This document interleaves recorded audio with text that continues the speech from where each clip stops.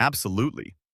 Here's a complete YouTube story narration version of The Note That Changed My Life, rewritten as a cinematic, emotionally gripping, full-time story suitable for a 10 to 15-minute video narration.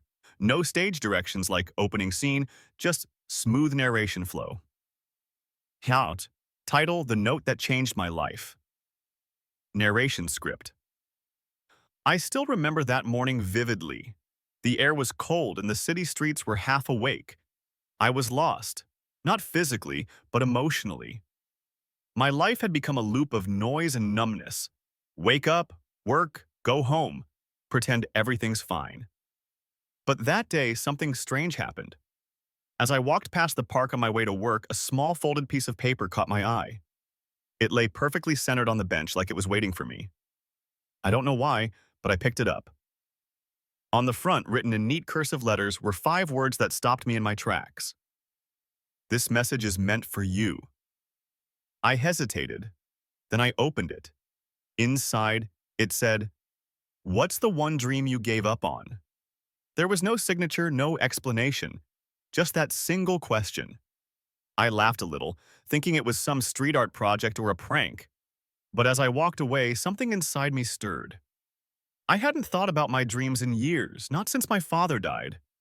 When I was younger, I wanted to be a writer, to tell stories that healed people. My dad used to say, "You were born with words in your heart." But after he passed, life became heavy and survival became more important than dreams. That note brought all of it back. At the bottom of the paper, there was a final line. Greater than, "If you want to change your story, meet me here tomorrow at 5 p.m. I didn't know who wrote it or why, but all day I couldn't stop thinking about it. That night I barely slept. My mind raced between curiosity and fear. Was it destiny? Or just coincidence? The next day, at exactly 5 p.m., I went back to the park. The sun was setting, painting the sky in gold and pink. I almost left thinking nobody would show up. Then I saw her, a woman, maybe in her 30s, sitting quietly with a small box beside her. She looked at me and smiled softly, as if she had been expecting me. "You found the note," she said. I nodded, still confused. "Did you write it?" She smiled again. "Not just for you. For anyone who still believes change is possible." She opened the box, revealing dozens of folded papers inside, each one with a question, each one written by strangers who had once found their own notes. She handed me another. "Read it." This one said, "What's something you still forgive yourself for?" And that's when it hit me. Maybe this wasn't about random questions. Maybe it was about connection, healing. We talked for hours, about lost dreams, about pain, about hope.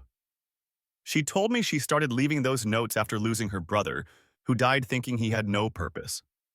She wanted people to remember that their lives still mattered. Before I left, she said something that stayed with me. Sometimes, the right words find you when you're ready to hear them. That night, I went home and wrote for the first time in years. Just a few pages. Nothing perfect, but real. I poured my heart out. The pain, the confusion, the longing to start over. Weeks turned into months and I kept writing. Small stories, letters to strangers, notes I'd leave on benches, just like hers. Each one said something different, but they all ended the same way. Greater than, this message is meant for you. And to my surprise, people started writing back. They found my notes, and they shared their stories. A teacher who quit art. A boy who missed his father. A woman learning to forgive herself. It became a movement, a chain of healing words passed from one heart to another. Looking back now, I realize that single piece of paper did more than ask a question. It gave me my life back. It reminded me that sometimes a small act, a few words, can save a soul. So, if you ever see a note lying somewhere and it whispers, "This message is meant for you," don't ignore it.